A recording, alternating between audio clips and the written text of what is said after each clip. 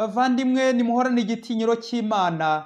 Dore amasomo tugiye kuzirikanaho kuri wa gatandatu tariki ya 23 Gushyingo 2019.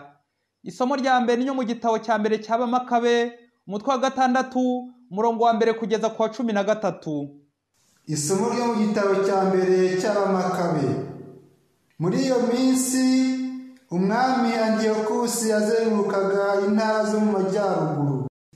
Aza kumenya ko mu Buperesi hari umujyi witwa Elimayi wabaye icyamamare kubera ubukire bwawo, feza yawo na zahabu yawo, ukagira n'ingoro ikize cyane irimo ibikoresho by'intambara bicuze muri zahabu, imyambaro y'ibyuma n'intwaro byasizwe na Alexanderi mwene Filipo, umwami wa Masedoniya wabaye umwami wa mbere w'Abagereki.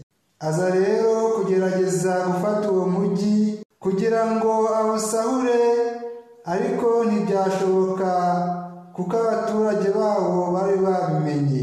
Bafata intwaro baramurwanya, atsinzwe arahunga, arahava asubira i Babiloni n'ikimwaro cyinshi. Akiri mu Buperesi baza kumumenyesha ko ingabo zateye muri Yudeya zatsinzwe, kandi ko na Liziya ubwe nubwo yari yajyanye n'igitero gikomeye yatsinzwe, akaba yahunze Abayahudi bari indatsimburwa kubera intwaro zabo, ubwinshi bw'ibyo bitwaje n'ibyo banyaze amahanga batsinze. Anamenya ko batembagaje rya shyano ry'ikigirwamana yari yarubatse ku rutambiro rw'i Yerusalemu, ahantu habo hatagatifu, bahakikiza inkike nka mbere, kimwe na Beshuri, umwe mu migi yabo.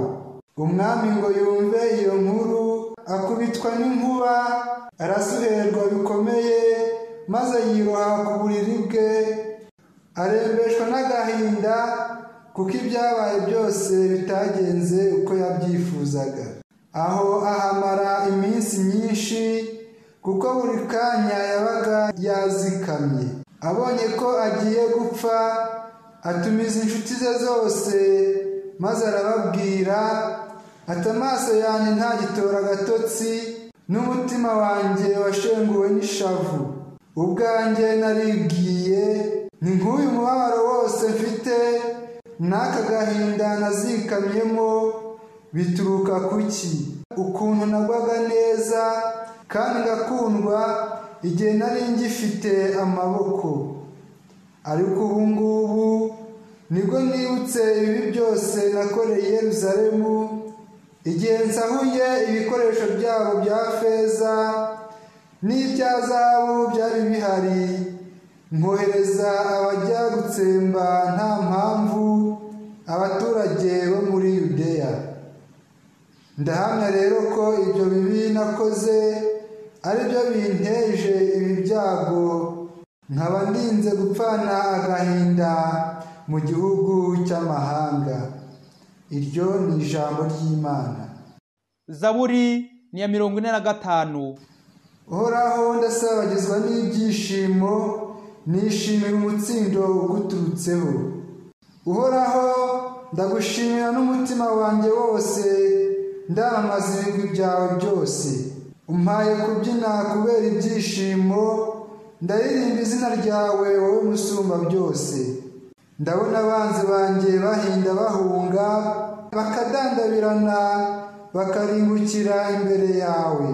Wakangaye amahanga, urimbura abatakuyoboka, usibanganya amazina yabo ubudasubirwaho. Amahanga yaguye mu rwobo yari yacukuye, amaguru yabo afatirwa mu mitego bari bateze. Ariko umukene we ntazibagirana burundu, cyangwa ngo amizero y'umunyabyago ayoyoke. Uhoraho ndasabagizwa n'ibyishimo, nishimira umutsindo uguturukaho. Ivanjiri ni yanditswe na Luka, umutwe wa 20, umurongo 27 kugeza ku 24. Nyagasani Yezu nabane namwe. Amagambo mu ivanjiri ntagatifu uko yanditswe na Luka. Muri icyo gihe abasaduseyi bamwe begera Yezu, babandi bavuga ko kuzuka bitabaho. Baramubaza bati, mwigisha, dore Musa yatwandikira itegeko ngo umuntu napfa asize umugore batabyaranye, umuvandimwe we agomba gucyura uwo mugore kugira ngo acikure nyakwigendera. Habayeho rero abavandimwe 7. Uwa mbere ashaka umugore maze apfa batabyaranye.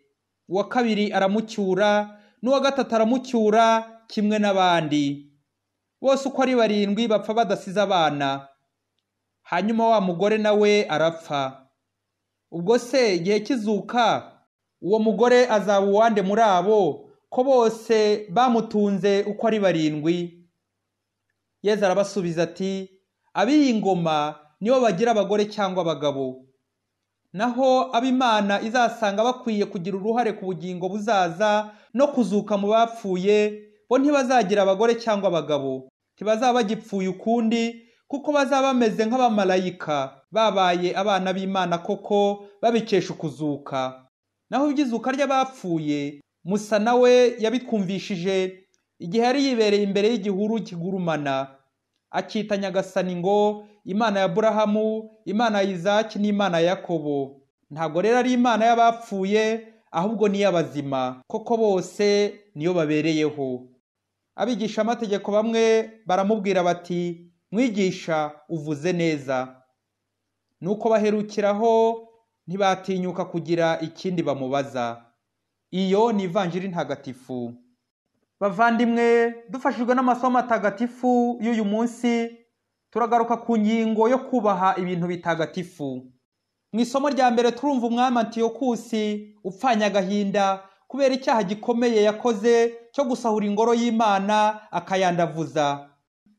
Uko gukunda ibintu by'isi bituma abura imigisha y'ijuru. Hari ubwo dusaruza ibintu by'isi tukabihunika tukabirundanya, nyamara tukibagirwa ko hano ku isi turi mu icumbi. Twakagombye kwibanda no ku bukungu bw'ijuru, ari nabyo Yezu yibukije abasaduseyi batemera izuka, tugaharanira ubugingo bwo mu gihe kizaza, tukamenya ko mu ijuru tutazagengwa n'umubiri ahubwo na roho. Umubare 7 wakoreshejwe muri iyi ivanjiri, 7 mu Giheburayi bivuga intwaro, kurangiza neza urugamba, umubare ushyitse, ubutungane cyangwa ubutagatifu.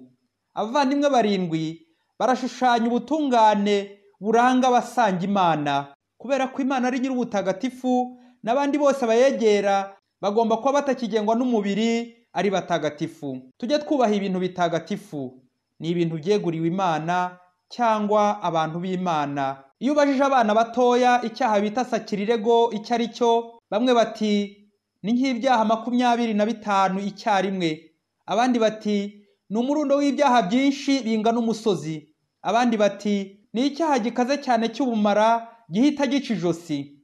Bavandimwe, nibyo koko cyagucisha ijosi utacyitondeye. Sakirirego ni amagambo 2 y'ikilatini, sacer, sacre mu gifaransa, cyatuwe Imana, gitagatifu, naho legere mu gifaransa voler, kwiba cyangwa gusahura usakuma. Uwakoze sakirirego ni uwakoze icyaha cyo kwandavuza, guhumanya, gusahura, gutuka cyangwa gucumurira ibintu bitagatifu, ahantu hatagatifu cyangwa abantu batagatifu, gukoresha nabi ibyatuwe Imana. Ikintu cyose cyatuwe Imana kirazira kugicokoza, kucyandavuza, kirazira kwiba mu ngoro. Hambere aha hari igihe kigeze gikwirakwizwa ngo ari amashusho matagatifu aba mu ngoro, cyane cyane ya Bikira Mariya, ngo ni zahabu yunguruye neza iyigize. Ubwo babwenge buke bahise bajanjagura batareba inyuma, ariko uko byabagendekeye Imana niyo ibizi neza.